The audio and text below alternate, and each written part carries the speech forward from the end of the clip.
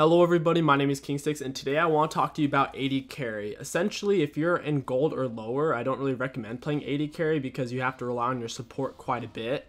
But if you are stuck in lower ELO and you really want to learn a valuable champion, or if you're smurfing and you want to carry 1v5, I'd highly suggest Kalista. She's probably one of the best champions for the job. Either her or Vayne. I just really prefer Kalista because she doesn't really need anyone to pilfer her that much since she has so many dashes. I'm personally not a great AD carry, but I put in quite a bit of time on Kalista and Kog'Maw, and I've decided that overall I do prefer Kalista for smurfing or boosting because she just has way more mobility. With Kog'Maw, yes, you can shred a little bit faster and harder. The problem is though, you have no mobility. If someone gets in on you and CCs you, you're dead because in lower ELO, guess what? Nobody's going to pill for you. But with Kalista, as long as you use your dashes properly, your Ren stacks, and you utilize your Q to move in between your dashes, you're going to be fine. There's not much the enemies can do to get you. The only way they can shut you down is if the mid or top laner just gets insanely fed. Overall, Kalista does work best with Thresh, Blitzcrank, or Janna. The reason is Thresh and Blitzcrank can hold the enemy in one spot and bring them to you. That way you'll have a maximum amount of time to get off of your Ren stacks.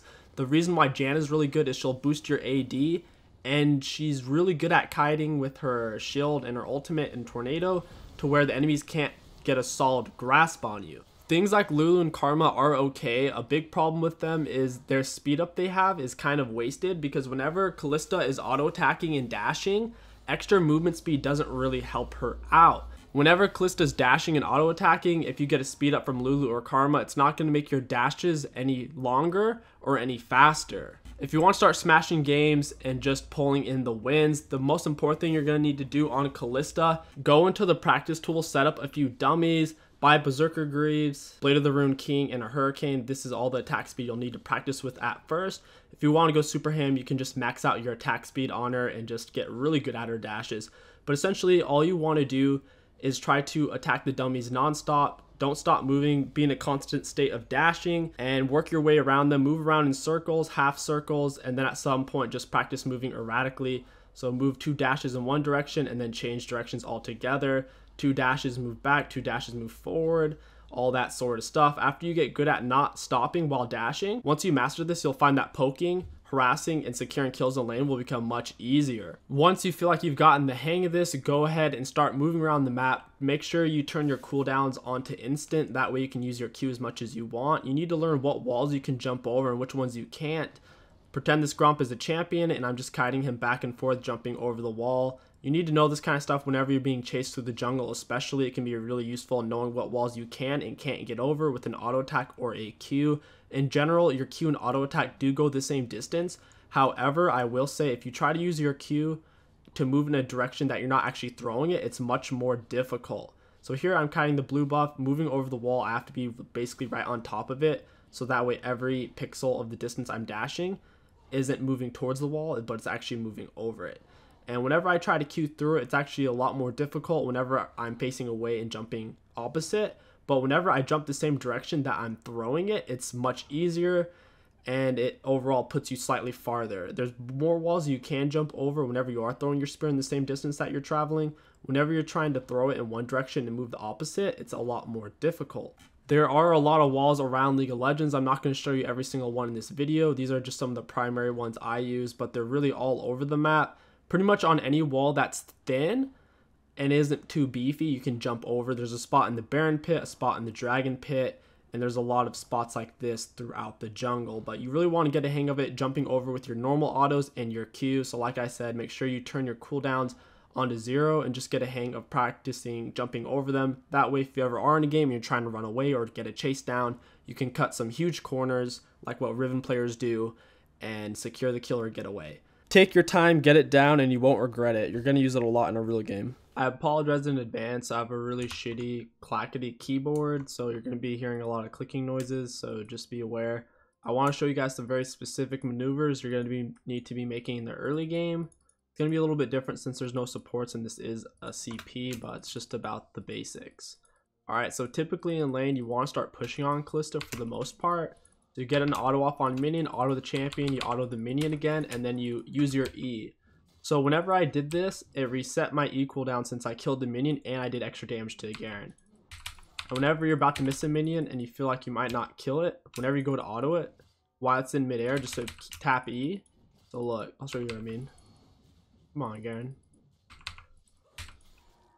Whenever you have an auto in midair, for example, I already had a proc on that minion, and then I went to throw the other spear, but I knew it wouldn't quite kill it. I pressed E in midair, and it would automatically go off once it touched it. I'll show you what I mean. So I throw it, and I pressed E before it even hit the target, and it goes off. This is really useful. I'll show you what I mean. So, for example, if a minion... Hold on, Garen's being an idiot. I need to get him off me. Fucking retard. Alright. Let me get off some more procs. So if the melee's harassing you, just beat their ass like this. If they walk towards you, just auto and walk back. So I got a proc up on that minion, and then I want to reactivate to kill the minion and get the procs off on him. And what you saw there, I'll go back and slow it down. I already have a stack off on Garen, so right when I go to auto the minion, I know it's going to die soon. So while it's in mid-air, I press E. That way, right when it touches the minion, it'll die. And of course, Garen will take the full damage. On your first back, I like to pick up Berserker Graves because it increases the distance of each one of your jumps, so it's really nice. So coming back in the lane, I'm going to auto Garen. I'm not going to let him hit me too much, but I'm going to try to stay on him. Auto this minion to get it low. Now I'm going to press E. I got the slow on Garen, and my rent is back up. I'm just going to stay on him, and I'll just show you what I mean. So I get more procs on that minion. Activate E. It goes off on him. It didn't quite kill the minion, so I didn't get the reset, but that's just the general concept. After you get a feel of how much damage your Ren does to finish off minions and poke champions, you'll start winning a lot more games and putting a lot more pressure on the enemy lane. This is once again how to use your Ren stack like a pro. Ashe is going to walk up. I get auto off onto the minion. Now I'm going to auto her, and as you can see, the minion's about to die. So in mid-air, while my auto is traveling to Ashe, I press E. It kills the minion. The spear that's still traveling in mid-air will still apply the Ren's effect, so she's going to take the extra damage still and get slow. This is really important because if I didn't apply the E in mid-air, that minion definitely would have died from my minions, thus putting my Ren on cooldown, because when I reactivated my E, it would have only been going off on Ashe and not killing a target. There's never really a good reason to variate from Kalista's primary leveling order, which is E, Q, W, and then maxing E, then Q, then W last, and of course taking points in your ultimate whenever you can. Even though you won't be using the ghost on your W, that's not really the important aspect. The important aspect is extra attack speed and damage you get with your linked teammate whenever you attack the same person. Let's go over Kalista's items real quick. Your starting items are going to be the D-Blade, Health Pot, and Warding Totem. Your full build is going to look like this. In this order, you're going to want to get Berserker Greaves, then Bork, then Hurricane, then Frozen Mallet.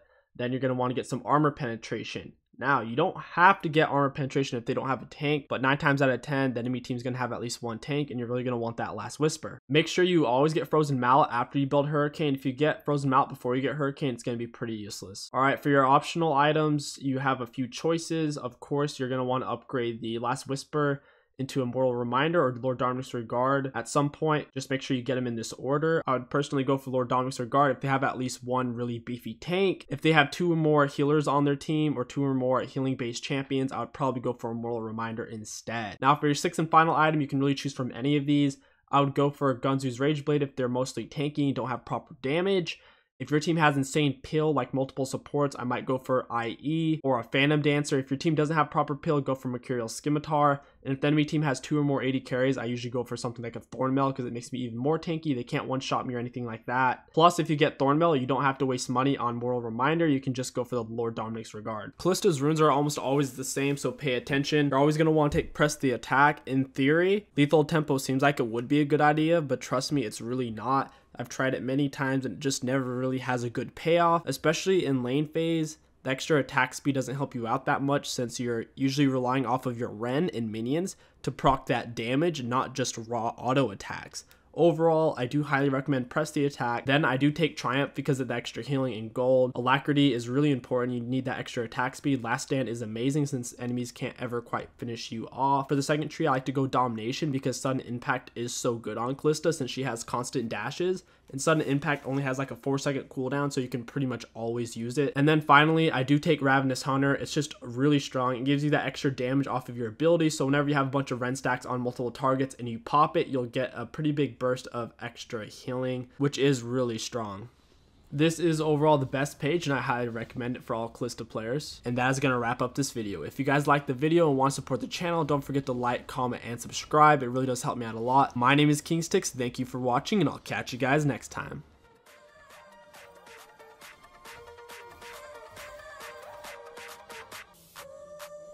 Yeah.